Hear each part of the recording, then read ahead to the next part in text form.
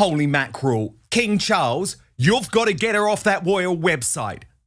And I'm not even joking now, because Meghan Markle has now formally endorsed one of the biggest online trolls of Catherine, the Princess of Wales.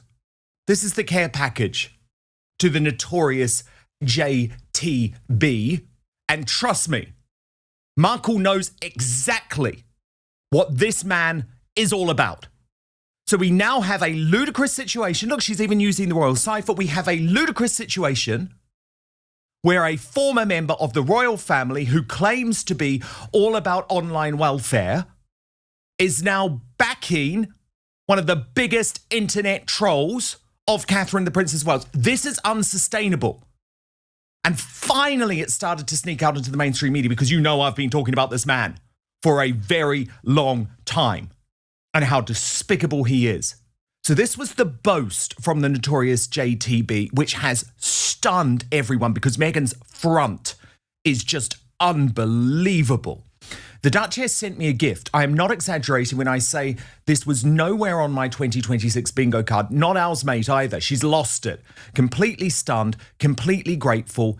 Thank you, Meghan.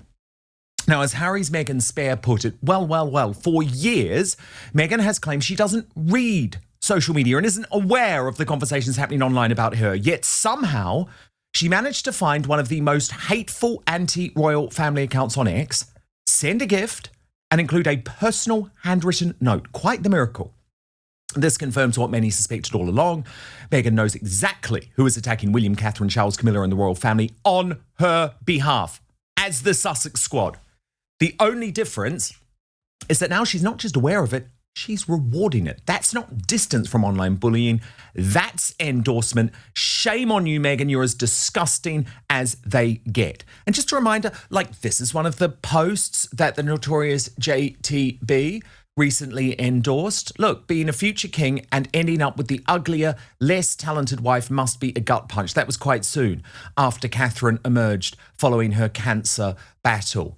After Hello magazine said Princess Kate stuns royal fans with effortless walk and heels across muddy glass, he replied, LMAO, I can't.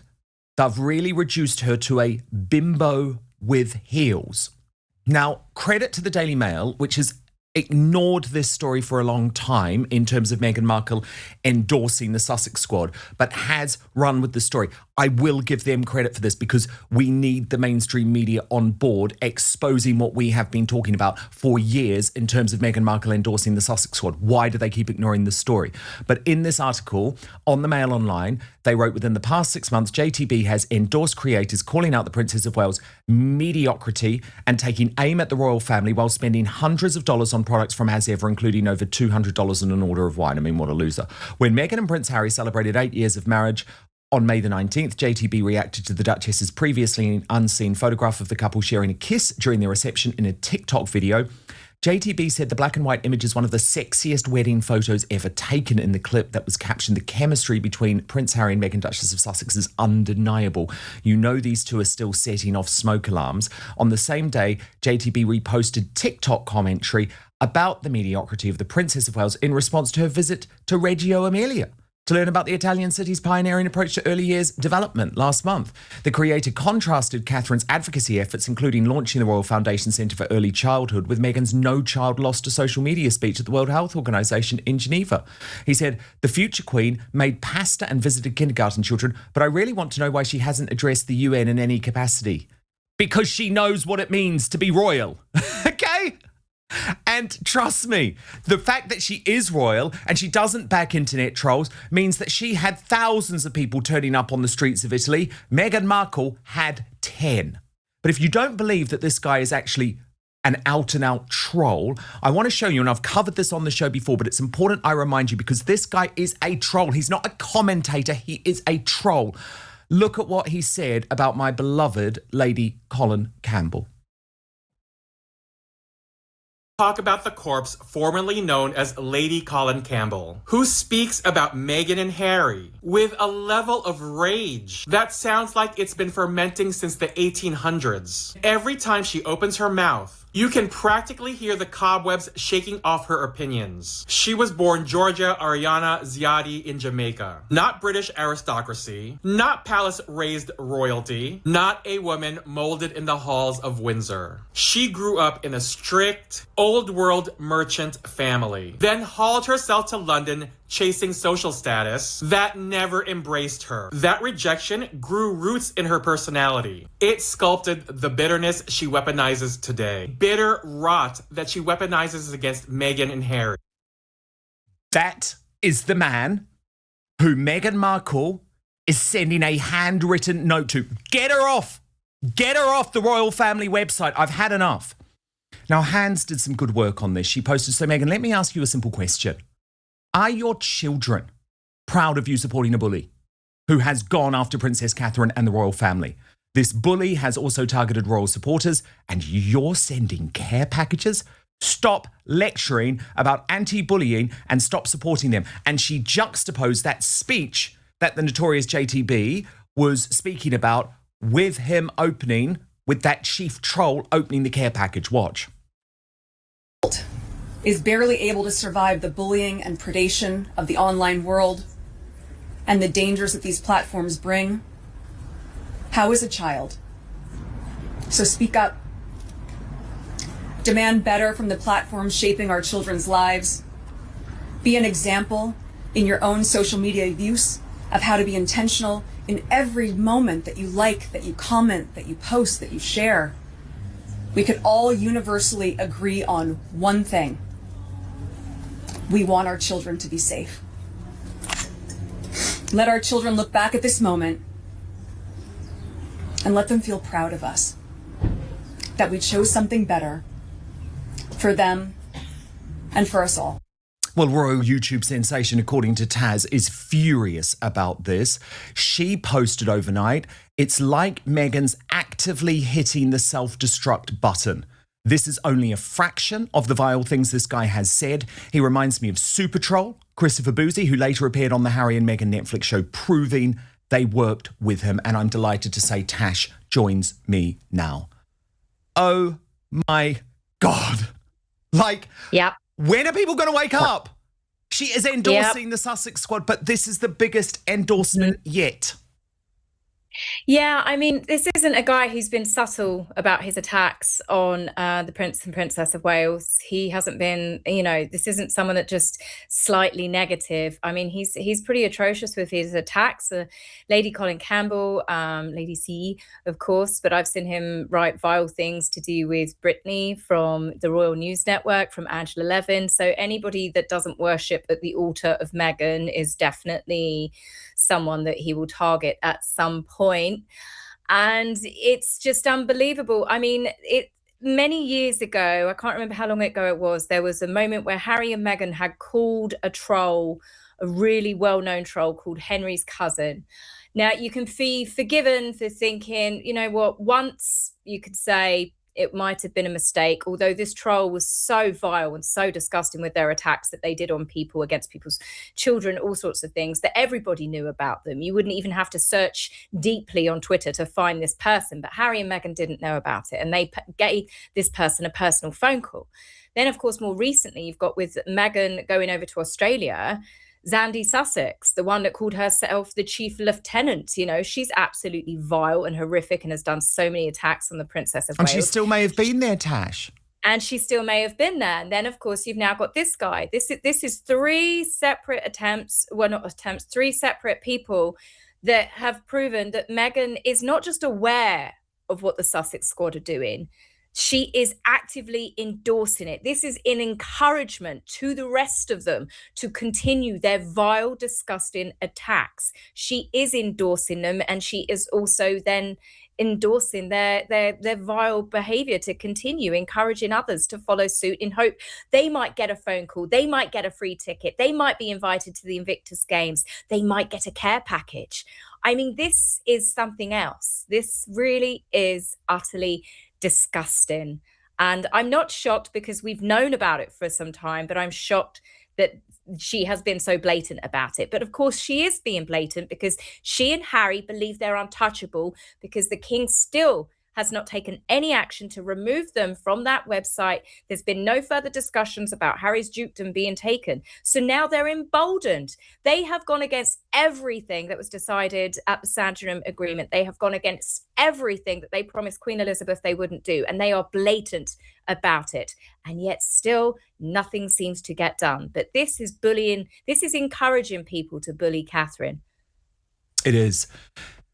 And unfortunately, Tash, this is at the heart of the ongoing war, really, within the British royal family about where King Charles and Prince William stand. But of course, I have covered that earlier in the week. I do want to talk to you, Tash, though, about the problems in the marriage, because this is also becoming much clearer overnight. So we've had two more big events in California. Firstly, the polo. Secondly, the book launch. Harry has flown solo at both. No sign of Meghan. Now, what's interesting, particularly about the book launch event, Tash, now this took place on Monday night, so the early hours of Tuesday morning in Los Angeles, is this was a private release and celebration party for Jose Andre. He is the chef. It's his new cookbook. And the event took place at San Laurel Restaurant at the Conrad in downtown LA. But really, he is known as being much more of a friend of Meghan than Harry. I mean, he was one of the ones who appeared in With Love, Meghan. Now, Nancy Sidley on this wrote, Harry's latest royal engagement, standing around at a cookbook launch hoping someone remembers he's a prince. But Hilltop Jennifer added, Prince Harry flying solo at the Jose Andre book launch in LA. Kinda weird, right? Wasn't it Meghan who had Jose on her unpopular Netflix non-cooking show? Yet here's Harry stepping out alone, playing culinary bestie. Why did Harry go solo? Why didn't Meghan go with him? And Tash, I was quite struck by your reply. Salt and pepper are no longer together. Certainly looks that way publicly. Yeah, it does. I mean, someone else that was in attendance, I saw the name pop up, I didn't see a photo, was Roy Choi. Roy Choi was also on With Love, Meghan. You know, my dear, dear friend Roy that she'd never met until the moment he probably walked through those doors to start filming at the house that they had rented. But yeah, she wasn't there. Meghan is absent from any sort of thing that you see Harry doing, which would be deemed as normal. Right. So we get the couples appearances. We get the big NBA game, of course, front row seats, the big, huge World Series basketball game. Again, you know, front row seats, the most coveted seats in the house where people were disgusted that they got better seats than actual royalty, baseball royalty. And, you know, and then the Beyonce concert. They are PR outings, all of those. They are designed to promote whatever it is that they are going to, but also to promote Harry and Meghan. They go there with an entourage. I mean, Jill Smoller, who is Serena's agent, you know, the huge sporting agent that also works for Sunshine Sachs, she was there with them at the NBA game. So outside of those two doing big publicity stunts to prove to the world that they're more in love than ever before, you never just see them going out to dinner. Now, Montecito is full of lots of restaurants, and you never just see them doing anything normal. But again, much like Harry watching Nacho, watching polo, that's a whole different story. But he doesn't take his children. The polo is known for being a family sport. Meghan might try and dress it up and walk around in heels and things like that, but it is a bit more of a casual event. They throw the parties, but it's very family orientated. We've seen lots of royal photographs of Catherine and William taking their children, you know, picnicking in the back of the car like normal people, like normal human beings. And these are the future king and queen. But Harry and Meghan never take their children anywhere. They never take them to the polo. Meghan will sit there getting drunk at the polo with Marcus Anderson. She'll strut around for the paparazzi, but they never take the children to do anything normal. And they are never seen doing normal couple stuff. So no, I think that these two come together now for business only. I do not think that they've got a relationship left. I haven't done for a long time. I think that they do not want people to, they're not ready to do the big divorce announcement yet. Meghan probably needs to get her ducks in a row. But I'm sorry, I'm not convinced that these two are happy together. As I said, salt and pepper that she compared them to, they're no longer moving together. They're more like oil and water. They are, no. 100%. But the problem is, as you say, Tash, there is no other option for both of them they're at the stuck. moment, and they both know it because she has very successfully misery. trapped him. Good. Yeah, indeed. Now, speaking of real royalty and Catherine, we have to talk about this incredible appearance last night because it really meant a lot, Tash, actually, because this was the future Queen coming together with the King for their first joint engagement in years. I mean, it was a great turnout. Like, we saw the Princess of Wales there with Davina McCall. She described her as really wonderful and said, I can't imagine what it must be like having gone through something like cancer and then sort of having to tell people about it when possibly it would have been much easier and nicer to not have had to share it with the world. And just before I talk about the dress, Tash, because that's very interesting, I think it's quite hard to hear, but it's still really lovely seeing the dynamic between Catherine and Davina. Plus, you'll see the King with Davina here too. She's a big TV presenter in the UK. Yeah. You've been doing this as long as I Yes, absolutely. No,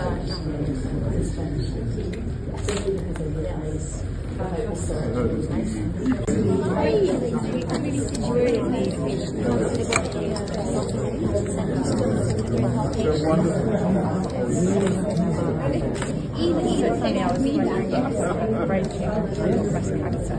I set myself thinking about it, and I did. And then it's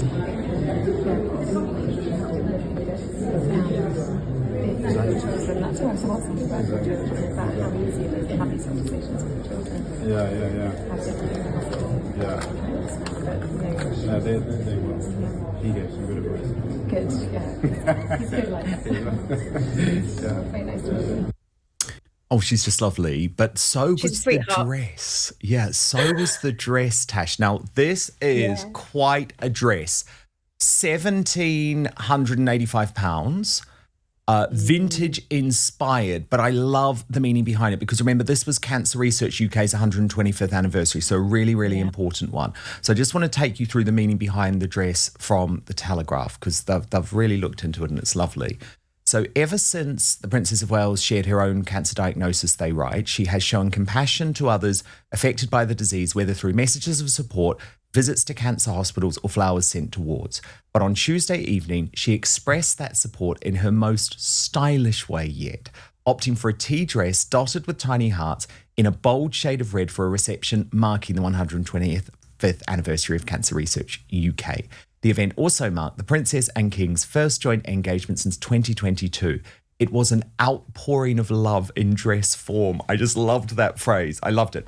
So the princesses, and you know I know nothing about fashion, Tash, so I'm just going to read this, okay, because I know people want to know. The princess's heart-adorned dress is a £1,785 design by US fashion label, is it Redart? Don't know if I've said that right. Redarte. Okay, Redarte. Thank you, Tash. A brand many fashion editors would consider a cool girl favourite. Natalie Portman, Kirsten Dunst, Ayo Edebiri and Charlie XCX have all worn Redarte in recent years. The vintage aesthetic of Catherine's dress, which is currently on sale for £1,428 at My Teresa, chimes with a look she has often returned to over the years, usually sourcing these retro ladylike dresses from the British label Alexandra Rich. It is notable that the princess opted for such a bold look, at once emotional and upbeat, for her appearance alongside the king. In the past, in the presence of the monarch, she would have usually worn something more understated. But in playful, vibrant red, she is front and centre at this event, quite rightly, given her personal association with the charity's cause. The choice is all the more poignant given that the king is also still receiving cancer treatment. I just loved it, Tash. I loved that line. It was an outpouring of love in dress form. And I'm so glad that she wasn't understated for this event, because there's no way the king would have wanted her to be understated at this event. No, she looked absolutely beautiful. She's really, really glowing. That dress is definitely stunning. The only reason why I know it's pronounced Rodarte was because I looked up the designers. I fell in love with the dress so much and I thought, oh, I could wear something like that. And then I went, oh, I can't afford something like that straight away. But you know, it's beautiful. It really is. It's got such a I imagine we're going to see a lot of rip-offs of this, Tash, aren't we? Oh yeah, Surely. I'll wait for a rip-off, but that would be more my price range. But no, I thought she looked lovely, and it's very much Catherine, isn't it? A dress wearing love hearts, and just the world has so much love for her, and it's a cause close to her heart. So of course, a dress with lots of, instead of polka dots, little love hearts on it has got that kind of double meaning. But she did look stunning. That apparently is the in color, Dan. Just so you know for future, that is the in color. Well, I'm delighted. I love red. I love red. Yes, I thought she looked great. Tash, we've got to talk about the royal wedding, okay? Because it's this Saturday and very exciting. But now Tom Sykes seems to be doing a little bit of a reversal on his earlier report that Princesses Beatrice and Eugenie were not going to attend. He hosted Alison Boshoff, the editor-at-large at the Daily Mail, on his Royalist podcast. She is claiming that they are going to go and that they do have the backing of Princess Anne to be at the event. Watch this. We can't predict whether or not they're going to come or not, but I mean, they have been invited. We know that, and they have said that they will come originally. What does it tell us if they do come, and what does it tell us if they don't come? I would always be surprised if they don't come, because I think that the cousins have a friendly genuine relationship, and I think they have RSVP'd yes, as far as I can work out, and I don't think they've then gone back and, at least not formally, RSVP'd no. So, and I think they'll be in a room with a lot of people who like them and enjoy their company, and whose company they enjoy. So, Princess Anne is she's a really scary person by all accounts, but I don't think she's very judgmental. She's one of the only people who has spent time with her brother, the former Prince Andrew, since his disgrace. And that says something, doesn't it? That's a strong person who is going to do what she thinks is right. Doesn't really matter to her how it looks. So I could see her extending a hand to his children. And Tash, you believe this is the right decision. You have publicly argued that the king shouldn't have to cut ties with Beatrice and Eugenie, saying these are his nieces. Should they carry out any public duties for the crown? No, not until their own financials have been investigated to make sure they didn't benefit from any of their parents' scandals. But of course, they should be allowed at family events. So there's a huge question mark now, Tash, over whether Beatrice and Eugenie are going to attend. It's one of the big talking points. I hope they do go, in all honesty, my personal feelings on it. I hope they do. They're very close with Peter. They're very close with Zara. And at the stage there's a lot of speculation, but they haven't done anything wrong. And I think they've been tarred and feathered due to their parents' actions. And there's a lot of anger towards Andrew and Fergie because of the nature of the things that they have done, the people that they have been involved in. And I do think it's somewhat unfair. We don't know how involved they are with their parents' shenanigans, how much they really did know. And I just, at the end of the day, it's a family wedding. I would have no problem. I had this conversation with someone else recently. I have no problem with them going to a family wedding. I have no problem with them doing the Christmas Day walk at Sandringham. I wouldn't want to see Andrew and Fergie. No. But the Beatrice and Eugenie, yes, I would have no problem then with their young family walking into church, because it's a church service. I would have no problem. I didn't have a problem with Andrew going to the Duchess of Kent's funeral because it's a family member and it was a funeral. What I had a problem was Andrew's behavior, trying to make himself, the center of attention. That was very obvious what he was doing, and I thought that was disgusting. But I think, and I hope that they do go. At the end of the day, as I said, it's not a public event. It's not the royal family showing, yes, they are definitely going to be elevated alongside us as the royal family grows. It's a family wedding, and I think it would be a very sad shame for them if they missed out, and it'd be sad for Peter as well, who is very close with them. Yeah, see, I have no problem with them going to the wedding, but Tash, I will just pick up on one thing. I don't think it's right to say that I've done nothing wrong. Because I said it's just speculation at the moment, though, isn't it? Well, all I would say, I'm not talking about the finances, but all I would say is they attended as adults that meeting with Jeffrey Epstein just days after he had been released from prison, and he was a child sex trafficker at that point. Now, okay, there are some extenuating circumstances, like maybe could you say, well, they were just doing it because Fergie wanted them there, but they were royals and they had a responsibility. Fergie at that moment was not a royal. Do you see what I mean? Yeah. They were princesses. And so I believe they did do something wrong. They should have gone back to the palace and said, who is this guy? Mum wants us to meet them. Do you know what I mean? So look, Yeah, of course. I just don't necessarily think you can say they did nothing